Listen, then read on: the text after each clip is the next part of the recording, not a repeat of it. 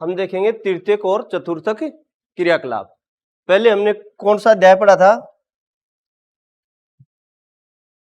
द्वितीयक क्रियाकलाप। द्वितीयक क्रियाकलाप में तो क्या हो रहा था? विनिर्माण हो रहा था। क्या हो रहा था? विनिर्माण, जिसमें कोई कच्ची वस्तु से वस्तु को तैयार किया जाता है। और कहां तैयार होगी वो? उद्योग में। ठीक है। लेकिन तृतीय क्रियाकलाप में हम किसी चीज का निर्माण नहीं करते हैं, केवल हम तृतीय क्रियाकलाप में सेवाएं प्रदान करते हैं, लोगों को सेवाएं प्रदान करते हैं, और उसी सेवा के द्वारा हमारे को क्या होती है? आमदनी होती है, हमारे को आय मिलती है। ठीक है। इस अध्याय में हम देखेंगे कि व्यापार केंद्र, चतुर्थ क्रियाकलाप, तृतीय क्रियाकलाप, परिवहन, इन विषयों के बारे में हम अध्ययन करेंगे।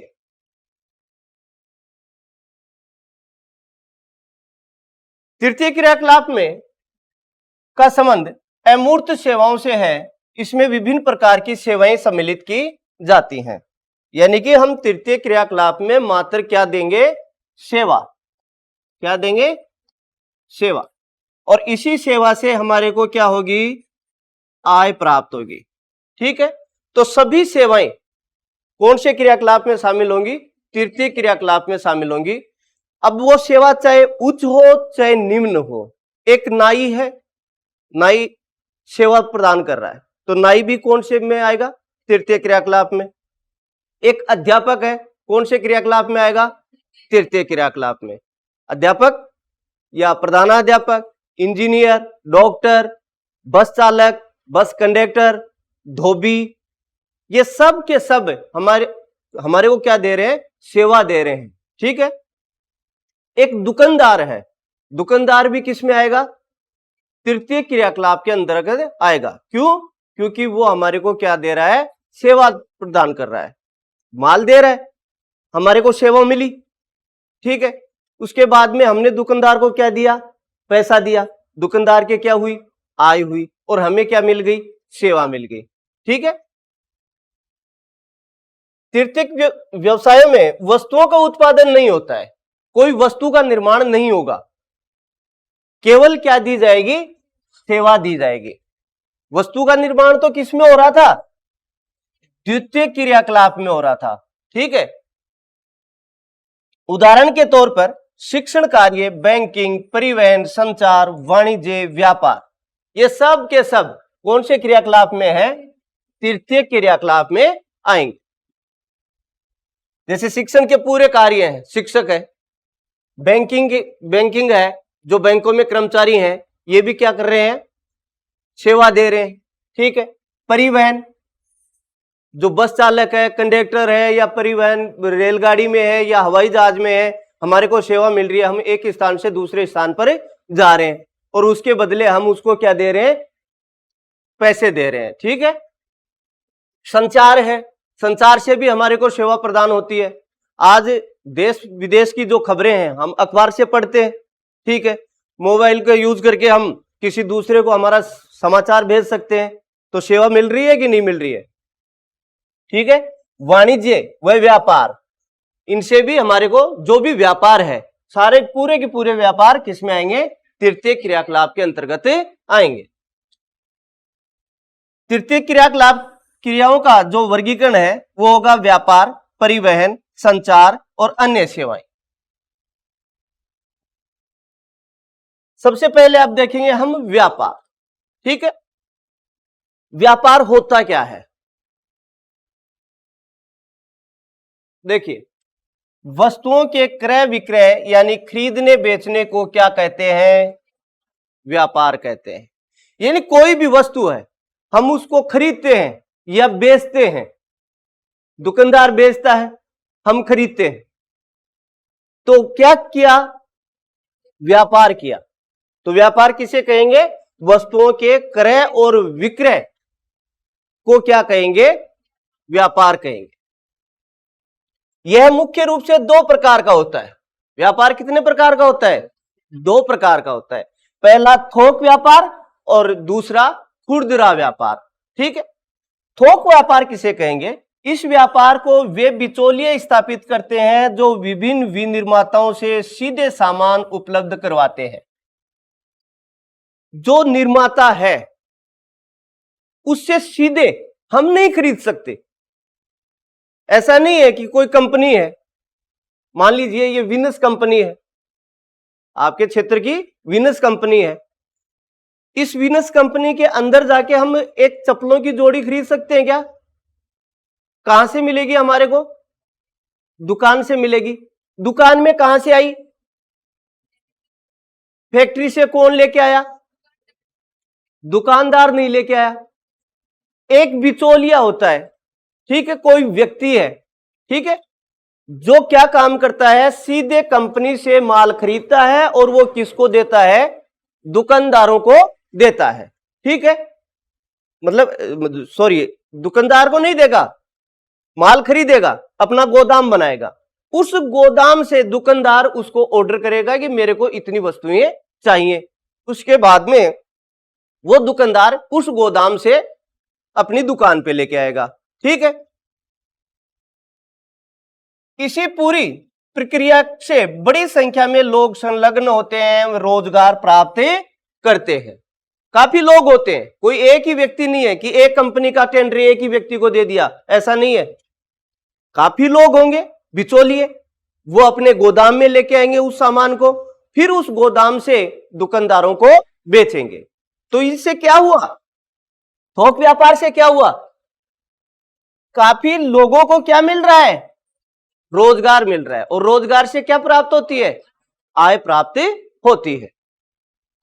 दूसरा है फुटकर व्यापार। फुटकर व्यापार में क्या होगा कि हम सीधा माल खरीद सकते हैं। क्या कर सकते हैं? सीधा माल खरीद सकते हैं। इस व्यापार में उपभोक्ता वस्तुओं को प्रत्यक्ष रूप में खरीदता है। हम सीधे जाके उस वस्तु को क्या कर सकते हैं? खरीद सकते हैं, ठीक है, ना कि कंपनी से, किसी दुकान से खरीद सकते हैं हम। इसके अंतर्गत फुटकर दुकानें, रेहड़ी वाले, स्वचालित बिक्री मशीनें, डाक आदेश आदि आते हैं। क्या क्या आएंगे? दुकान से हम सीधी खरीद सकते हैं, कोई मान लीजिए रेहड़ी वाला है, उससे सीधी खरीद सकते हैं। भैया आप सब्जी मंडी गए हो क्या? सब्जी मंडी में आप सीधी सब्जी ले सकते हो क्या? नहीं ले सकते, सीधी सब्जी नहीं ले सकते हम। सुबह सुबह जब लोग सब्जी बेचने जाते हैं ना, तो हम उन लोगों से सीधा नहीं ले सकते कि मेरे को 5 किलो आलू दे दे, 1 कैरेट टमाटर के दे दे, ये नहीं कर सकते। सबसे पहले जो बिचौलिए होंगे सब्जी मंडी में, उनका टेंडर रहता है कि आप बिचौलिए हो, ठीक है, वो बिचौलिए खरीदेंगे, उनसे बोली लगाएंगे कि तेरी सब्जी इतने भाव की है, ठीक है। उसके बाद में वो बिचौलिए अपनी वहीं पर दुकान लगा सकते हैं, और जो सब्जी मंडी है वो सब्जी मंडी वाले भी उनसे खरीदते हैं, ठीक है। आपको सब्जी मंडी में जो सब्जी मिल रही थी वो किसी बिचौलिए ने खरीदी है, और बिचौलिया आपको दे रहा है, ना कि वो किसान दे रहा है। किसान किसको देगा? बिचौलिए को, और बिचौलिया आपको देगा, ठीक है।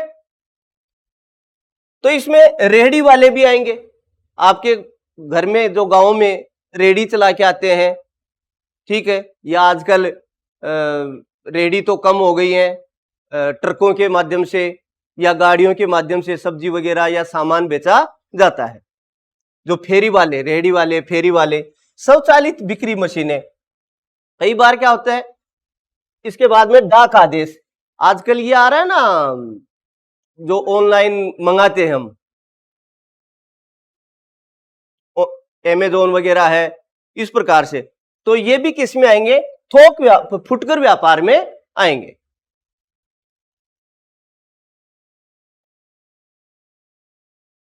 व्यापार में आता है व्यापारिक केंद्र। अब देखिए व्यापारिक केंद्र होता क्या है। व्यापार और वाणिज्य का सारा काम कस्बों और नगरों में होता है, जिन्हें व्यापारिक केंद्र कहते हैं। व्यापार जहां पर हो रहा है, अब कहां कहां होगा व्यापार? किसी जंगल में तो होगा नहीं, जंगल में होगा क्या? मरुस्थल में होगा क्या? कहीं पहाड़ों के ऊपर होगा क्या? कहीं नहीं होगा ना। कहां पर होगा? या तो गांव में या शहरों में। तो ये गांव और शहर क्या है? व्यापारिक केंद्र, जहां पर व्यापार हो रहा है। या तो नगरों में व्यापार होगा या कस्बों या गांवों में व्यापार होगा। तो इनको क्या कहते हैं? व्यापारिक केंद्र। व्यापार और वाणिज्य का सारा काम कस्बों और नगरों में होता है, जिन्हें हम व्यापारिक केंद्र कहते हैं। व्यापार के स्थान: ग्रामीण विपणन केंद्र, नगरीय बाजार केंद्र और आवधिक बाजार। देखिए ये ग्रामीण विपणन केंद्र क्या है? कितने हैं व्यापार के स्थान? 3 है। 3 जगह होंगे, 3 प्रकार से होंगे। ग्रामीण विपणन केंद्र से, नगरीय बाजार केंद्र से और आवधिक बाजार से केंद्र से। पहला देखते हैं ग्रामीण विपणन केंद्र। ये अर्ध नगरीय केंद्र होते हैं, ठीक है, तथा निकटवर्ती बस्तियों का क्या करते हैं? पोषण करते हैं। जैसे माउंडा है, ठीक है, ये अर्ध नगरीय केंद्र है। माउंडा से जो बस्तियां हैं, यानी कि आप ये सब इस प्रकार से समझिए, जो ढाणियां हैं, वो ढाणियां कहां से सामान खरीद रही हैं? माउंडा से। तो ये क्या हो गया? अर्ध नगरीय केंद्र हो गया। क्या कर रहा है ये? निकटवर्ती बस्तियों का क्या कर रहा है? पोषण कर रहा है, यानी कि निकटवर्ती बस्तियों को क्या बेच रहा है? सामान बेच रहा है, ठीक है।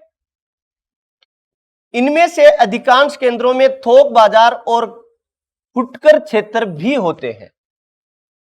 जो ये ग्रामीण विपणन केंद्र है, इसमें भी थोक व्यापारी होते हैं, ठीक है। कईयों ने बड़े गोदाम बना रखे हैं, दूसरे दुकानदार उनसे माल खरीदते हैं। तो ये थोक बाजार भी हो सकता है और फुटकर, ये फुटकर है भैया, है ना, फुटकर बाजार भी हो सकता है। फिर आता है किसका पोषण करेगा ये? ग्रामीण और आसपास की बस्तियों का। आसपास के लोग कहां से सामान खरीदेंगे? अर्धनगरीय केंद्र से, या ग्रामीण विपणन केंद्र कह सकते हैं हम। फिर आता है नगरीय बाजार केंद्र। नगरीय बाजार केंद्रों में अधिक विशिष्ट कृत नगरीय सेवाएं मिलती हैं। देखिए एक उदाहरण देता हूं मैं आपको, कि जैसे ग्रामीण विपणन केंद्र है, इसमें विशिष्ट वस्तुएं नहीं मिलेंगी या विशिष्ट सेवाएं प्राप्त नहीं होंगी। विशिष्ट वस्तुएं जैसे रेफ्रिजरेटर मिल जाएगा क्या? यहां पे नहीं मिलेगा ना। छोटी मोटी चीजें तो जो आम जीवन में आवश्यक, जो प्रतिदिन हमारे को चाहिए, वही वस्तुएं प्राप्त होंगी, ठीक है। जैसे सब्जियां हैं, फल हैं, मिठाई है, ठीक है, या चावल, चीनी, यही है। लेकिन क्या रेफ्रिजरेटर मिल जाएगा यहाँ पे? नहीं मिलेगा ना। तो उसके लिए कहां जाना पड़ेगा हमारे को? नगर में जाना पड़ेगा। कौन से केंद्र में? नगरीय केंद्र में जाना पड़ेगा। अब नगरीय केंद्र आपका नीम का थाना है, रेफ्रिजरेटर आपको कहां से मिलेगा? नीम का थाना से मिलेगा, ठीक है। तो ये ऐसी विशिष्ट वस्तुएं यहां ग्रामीण विपणन केंद्र में नहीं मिलती। कहां पर मिलती हैं? नगरीय बाजार केंद्र में मिलती है। तो नगरीय बाजार केंद्रों में अधिक विशिष्टीकृत नगरीय सेवाएं। अब नगरीय सेवाएं कौन सी हैं? जैसे आपको डॉक्टर की आवश्यकता है, ठीक है, तो गांव में मिलेगा क्या? नहीं मिलेगा ना। आजकल तो हो गया, मान लीजिए गांव में मिलता है, लेकिन एक विशेष रोग है, कोई बड़ा रोग है, उसके लिए कहां जाना पड़ेगा आपको? शहरों में। वकील गांव में मिल जाएगा? नहीं मिलेगा। कहां मिलेगा? नगरीय बाजार में मिलेगा, ठीक है। आपको आवासीय सुविधा प्राप्त करनी है, कहां मिलेगी? आपको श्रमिक प्राप्त करने हैं, कहां मिलेंगे? नगरों। यानी कि जो विशिष्ट सेवाएं हैं वो कहां मिलेंगी? नगरीय बाजार केंद्र में ही मिलेंगी। ये नगरों में स्थित होते हैं और नगरवासियों की सेवा करते हैं, ठीक है। फिर आता है आवधिक बाजार। आवधिक बाजार क्या होते हैं कि आवधिक बाजार या तो किसी एक सप्ताह के दौरान लगेंगे, एक विशेष बाजार, ठीक है, या देखिए जिन ग्रामीण क्षेत्रों में नियमित बाजार नहीं होते वहां पर विभिन्न कालिक अंतरालों पर स्थानीय आवधिक बाजार लगाए जाते हैं। ये साप्ताहिक या पाक्षिक होते हैं जो आसपास के ग्रामीण लोगों की आवश्यकताओं की पूर्ति करते हैं। जो गांव में, जिन गांवों में बाजार की व्यवस्था नहीं है उनमें या तो सप्ताह से या पाक्षिक 15 दिन से कोई विशेष बाजार लगता है और उस विशेष बाजार में गांव के लोग और आसपास के लोग अपनी आवश्यक वस्तुओं की खरीदारी करते हैं। उसको कौन सा बाजार कहेंगे? आवधिक बाजार। यानी कि ये एक विशेष दिन एक निश्चित समय पे लगेगा। जैसे सोमवार को लग रहा है तो अब बाजार कब लगेगा? सोमवार को ही लगेगा। 15 दिन से लग रहा है तो 15 दिन से ही लगेगा। यानी कि ये साप्ताहिक और पाक्षिक आवधिक बाजार होते हैं। कहां लगाए जाते हैं? ग्रामीण क्षेत्रों में लगाए जाते हैं। अब ऐसी बात नहीं है कि ग्रामीण क्षेत्रों में लगेंगे, शहरों में भी लगते हैं। सेल नहीं, सेल तो हमेशा ही चलती रहती है। यानी कि शहरों में भी, जैसे जयपुर में ऐसे कई बाजार लगते हैं जो रविवार को, जयपुर बंद रहता है अधिकांश, लेकिन ऐसे बाजार वो रविवार को लगाए जाते हैं जिनमें एक विशेष वस्तुएं हैं वो प्राप्त की जा सकती हैं। ग्रामीण विपणन केंद्र और नगरीय विपणन केंद्र में अंतर। अब अंतर तो समझ में आ ही गया होगा आपके, आ गया? देखो फिर भी देख लेते हैं। ये केंद्र निकटवर्ती बस्तियों का पोषण करते हैं।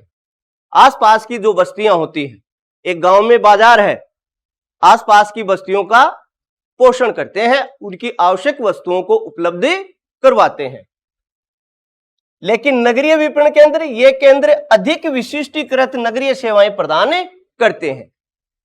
यहां पर तो क्या है, कोई विशेष सेवा नहीं है, ठीक है। जैसे मैंने बताया विशेष सेवा में कोई विशेष वस्तुएं या डॉक्टर की सुविधा, इंजीनियर की सुविधा, वकील की सुविधा, ठीक है, महाविद्यालयों की सुविधाएं, तो ये विशेष जो वस्तुएं हैं, ये तो जो विशेष सेवाएं हैं, ये तो कहां प्राप्त होंगी? नगर में। और ये निकटवर्ती जो क्षेत्र, आसपास के क्षेत्र है, वहीं पर ये इनकी सेवा उपलब्ध करवाते हैं। ये केंद्र स्थानीय संग्रहण और वितरण की सेवाएं प्रदान करते हैं। तो आसपास से ही वस्तुएं एकत्रित करेंगे या किसी शहर से लेके आएंगे, ठीक है, और आसपास के ही व्यक्तियों को वितरित कर देंगे, सेवा दे देंगे। ये केंद्र स्थानीय सेवाओं के साथ साथ विशिष्टीकृत वस्तुएं एवं सेवाएं प्रदान करते हैं। इन केंद्रों पर व्यक्तिगत और व्यावसायिक सेवाएं सुविकसित नहीं होती हैं।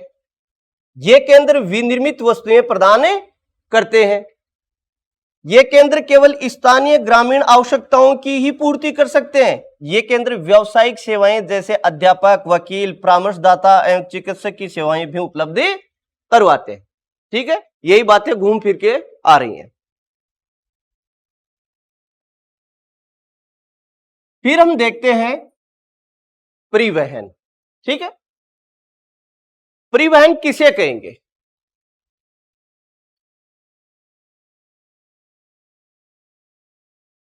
वस्तुओं और व्यक्तियों को एक क्षेत्र से दूसरे क्षेत्र में ले जाना क्या कहलाता है? परिवहन।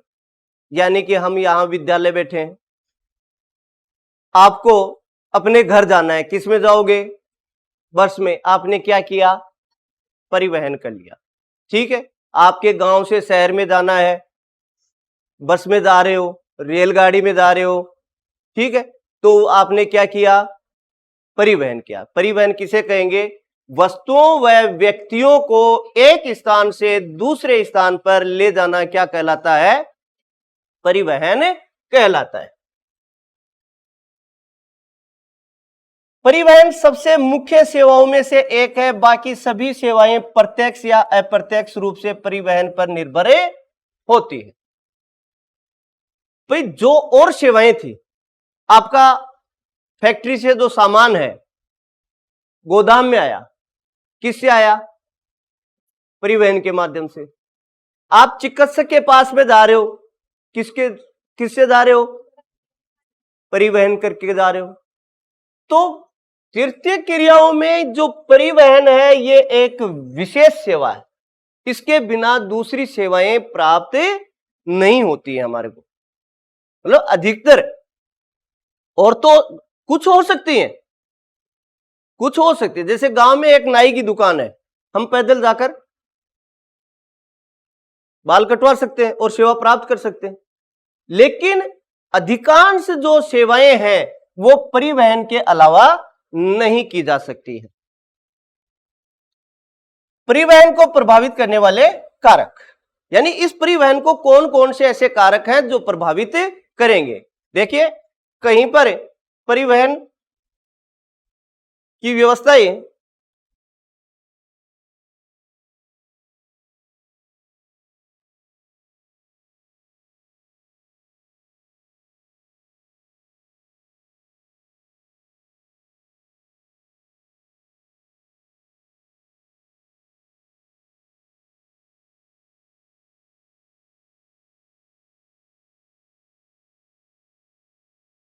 प्रभावित करने वाले कारक कौन कौन से हैं।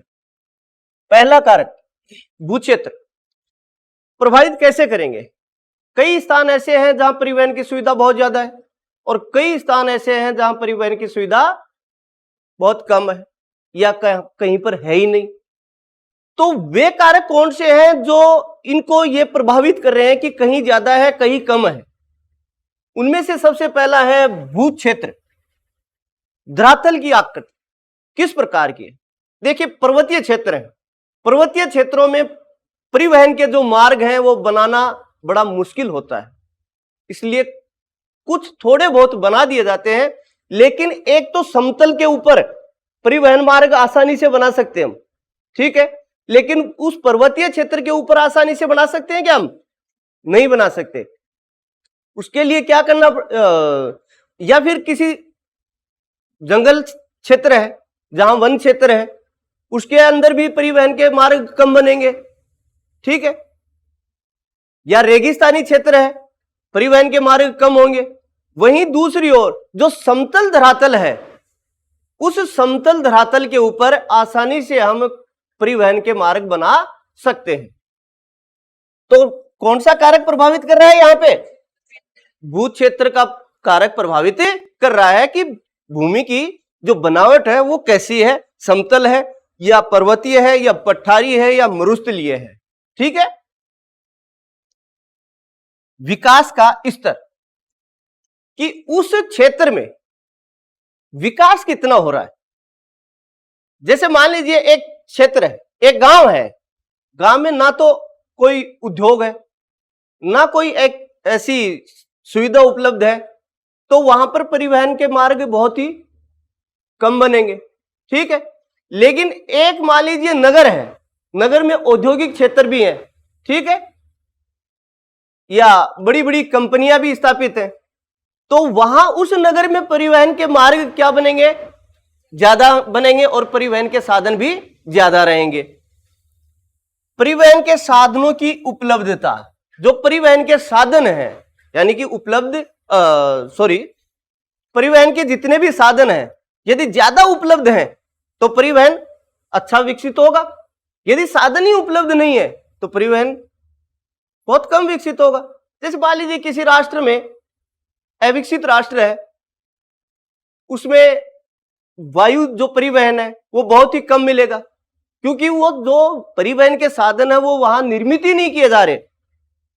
हमारा पड़ोसी देश मान लीजिए पाकिस्तान है, पाकिस्तान रेलगाड़ियों का बहुत ही कम उत्पादन करता है, बहुत कम बनाता है। कहां से लेता है वो? हमारे देश से लेता है। आज हमारे यहाँ इलेक्ट्रॉनिक्स जो रेलगाड़ियां चलने लगी, इंजन चलने लगे, तो उन जो डीजल वाले इंजन है उनका क्या कर रहे हैं हम?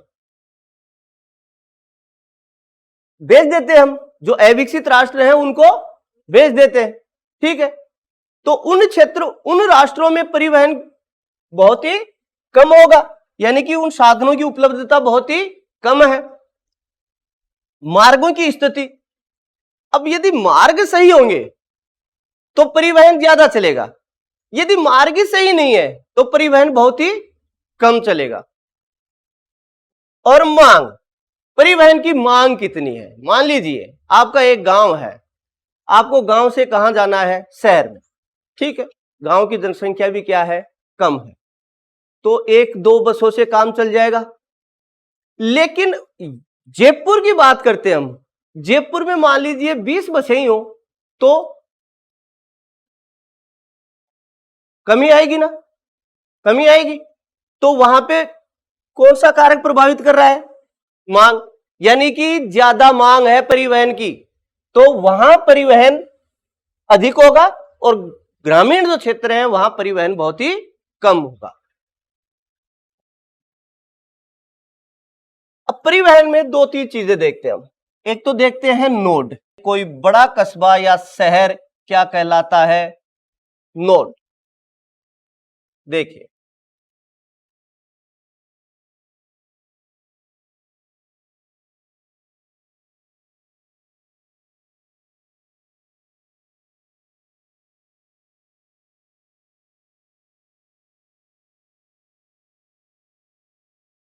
मान लीजिए ये एक कस्बा है, ठीक है, या नगर है या शहर है। एक सड़क इधर से भी आ रही है, एक इधर आ रही है, एक इधर आ रही है, एक इधर आ रही है, ठीक है। कई मार्ग हो गए, कई मार्ग आकर एक शहर के ऊपर या किसी कस्बे के ऊपर आते मिलते हैं, इस शहर को क्या कहेंगे, नोड। समझ में आई। एक कस्बा जहां पर कई मार्ग आके मिलते हैं वो कस्बा क्या कहलाएगा, नोड कहलाएगा, ठीक है। दूसरी बात, योजक। प्रत्येक सड़क जो 2 नोडों को जोड़ती है योजक कहलाती है। ये नोड था,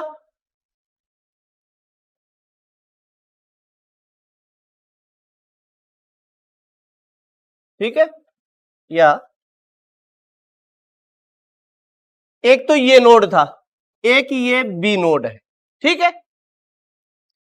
इन दोनों नोडों को यदि कोई मार्ग आपस में जोड़ देता है, जैसे ये मार्ग था, ये मार्ग क्या कहलाएगा, योजक कहलाएगा। अर्थात 2 नोडों को आपस में जोड़ने वाला मार्ग क्या कहलाएगा, योजक। और कई मार्ग आकर यदि उस शहर में या कस्बे में आकर मिलते हैं तो उस कस्बे को क्या कहेंगे, हम नोड कहेंगे, ठीक है।